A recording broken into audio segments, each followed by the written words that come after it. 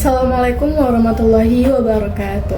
Perkenalkan, saya Nurwahyu Devi dengan NIM 25052025 dari Program Studi Pendidikan Pancasila dan Kewarganegaraan. Pada kesempatan ini, saya akan mempresentasikan artikel konseptual saya berjudul Pendidikan Berkualitas sebagai Pondasi Pembangunan Berkelanjutan dan Pembentukan Karakter Warga Negara. Adapun latar belakang dari artikel saya ialah pendidikan memiliki peran penting sebagai pondasi utama dalam membangun kualitas sumber daya manusia.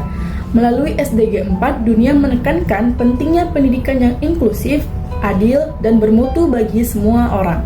Namun, di Indonesia, kualitas pendidikan masih menghadapi banyak tantangan, seperti kesenjangan akses antar wilayah, rendahnya tingkat literasi dan numerasi, kualitas guru yang belum merata, serta keterbatasan sarana dan prasarana. Selain itu, pendidikan tidak hanya berfungsi untuk mentransfer pengetahuan, tetapi juga membentuk karakter bangsa melalui nilai-nilai Pancasila. Berdasarkan latar belakang tersebut, ada beberapa pertanyaan penting yang menjadi dasar pembahasan, yaitu pertama, bagaimana peran pendidikan berkualitas dalam membentuk karakter warga negara? Kedua, apa saja tantangan dalam mewujudkan mutu pendidikan di Indonesia? Ketiga, bagaimana relevansi pendidikan berkualitas terhadap pembangunan berkelanjutan?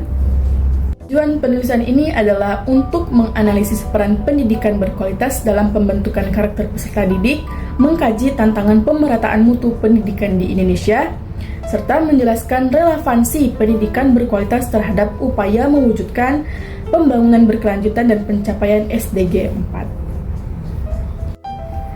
Peran pendidikan berkualitas memiliki peran besar dalam membentuk karakter peserta didik agar memiliki moral, etika, dan kepribadian yang baik sesuai dengan nilai-nilai Pancasila.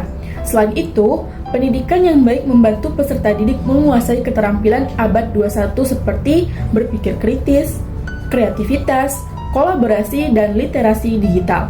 Pendidikan juga menjadi kunci untuk mendukung pencapaian tujuan pembangunan lain, seperti penanggulangan kemiskinan, peningkatan kesehatan, serta pertumbuhan ekonomi.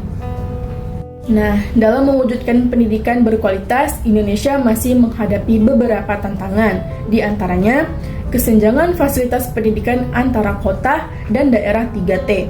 Kedua, kualitas dan kompetensi guru yang belum merata. Ketiga, rendahnya literasi dan numerasi peserta didik menurut berbagai survei nasional dan internasional.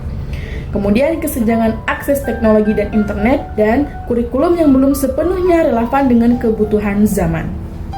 Saja tantangan-tantangan ini perlu ditangani agar pemerataan mutu pendidikan dapat tercapai. Pendidikan berkualitas sangat relevan dengan upaya pembangunan nasional. Melalui pendidikan, kita dapat menciptakan sumber daya manusia yang produktif, kreatif, dan berdaya saing yang tinggi. Pendidikan juga berfungsi membentuk karakter warga negara agar memiliki nilai-nilai Pancasila seperti integritas, toleransi, dan rasa tanggung jawab. Dengan pendidikan yang baik, Indonesia dapat menyiapkan generasi emas 2045, meningkatkan kesejahteraan rakyat ataupun masyarakat, dan mendukung pencapaian tujuan pembangunan nasional.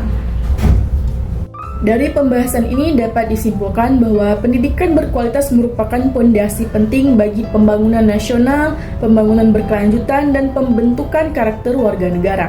Namun, di Indonesia masih menghadapi berbagai hambatan dalam meningkatkan mutu pendidikan. Karena itu, perlu adanya perbaikan menyeluruh pada akses ataupun aspek akses kualitas guru, kurikulum, dan fasilitas pendidikan. Adapun beberapa rekomendasi ataupun saran yang dapat dilakukan untuk meningkatkan kualitas pendidikan di Indonesia. Antara lain, pemerataan fasilitas di seluruh wilayah di Indonesia, kemudian peningkatan kompetensi guru secara berkelanjutan, lalu percepatan transformasi digital dan pemerataan akses internet. Keempat, penguatan kurikulum berbasis kompetensi abad ke-21. Lalu meningkatkan peran keluarga dan masyarakat dalam pendidikan karakter, dan membangun kerjasama antara pemerintah, sekolah, masyarakat, dan sektor swasta. Demikianlah presentasi yang dapat saya sampaikan. Mohon maaf jika ada kesalahan dan kekurangan yang saya sampaikan. Terima kasih atas perhatian Bapak, Ibu, dan teman-teman sekalian. Saya ucapkan wassalamualaikum warahmatullahi wabarakatuh.